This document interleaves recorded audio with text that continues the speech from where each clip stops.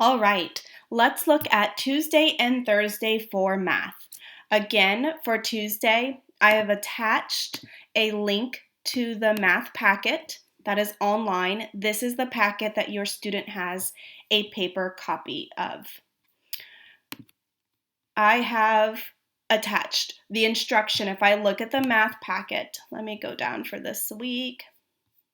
Oh, there we go. It has instruction, and then it says, watch this video naming polygons. So when you pull this document right here up on Dojo, I've attached the link already for your student to watch. You can just click on the link, it will take them there to the naming polygons video. After that, they're going to complete some polygon notes. Again, I am just pulling these sheets and this information and putting it in a one kind of stop shop for you to just click and go, or just to click and look and say, okay, this is what that sheet looks like my student should be working on, and I'm going to go over their packet and pull it out for them.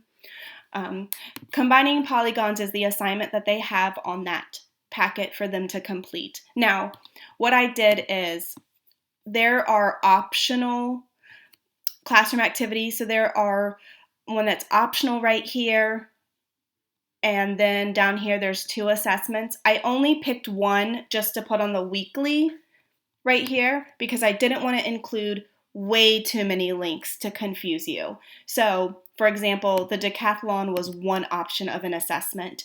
If you would like your student to do the other one, please feel free. I just wanted to kind of pick one from each area so that you have an option of what it looks like. So they would do this combining polygon activity where they're going to cut out the shapes. Let me pull this one up. This one's really, I love to do in class. So what they would do is they would cut out these shapes. And then they're going to make things using the directions. So, for example, use the square and the 2 smallest triangles. So they would use their square, which is B, and they would use the 2 smallest triangles, D and E, and they would create a trapezoid. So when they cut these out, they would be able to kind of put them together and really move them around to create different polygons. The kids usually really enjoy this activity. So it was one of the optional ones, but I put it in there because it tends to be pretty fun for them. So after doing that, they can work on the decathlon. They would also be able to go back to their notes. Let me pull up one that's really helpful for them. Oh, there we go. This is really helpful for them on the decathlon, for them to have this in front of them while they're completing it.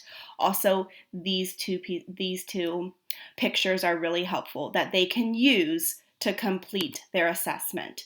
Totally fine. I have put iExcel extra practice, so there's a link to iExcel. If they want to do some extra practice on polygons, they would go to this area in iExcel, 2-dimensional shapes, and that's CC.4, and they know how to find that. That's it for math. In 3rd grade, we rotate at our school. We would do 2 weeks of social studies, 2 weeks of science. I didn't want to throw at the students both social studies and science in the same week. So for this week and next week, I put social studies, then we would rotate to science. I don't want your students overwhelmed. So instead, and I'm going to do this each week, even if we're doing social studies or science. On Tuesday, I'm going to hold a Zoom meeting at 11 a.m. every Tuesday. This is going to be an educational, academic Zoom meeting. If your student needs help with what a vocabulary word is, have them circle it in their passage and bring it to the meeting. If they're having trouble with a Foursquare problem, I can share my screen and work through it with them. If they just want to read to me, anything for learning, please have them come on Tuesday mornings. We'll go through it together.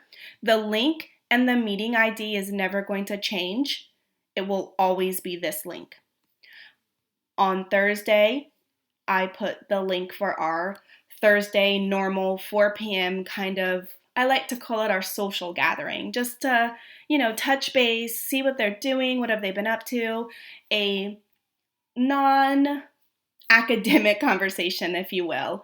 Of course, we can always talk about what they're doing in for schoolwork, but I just want it to be something where we can just kind of have fun and just chat. So I put that on there for Thursday at 4 p.m.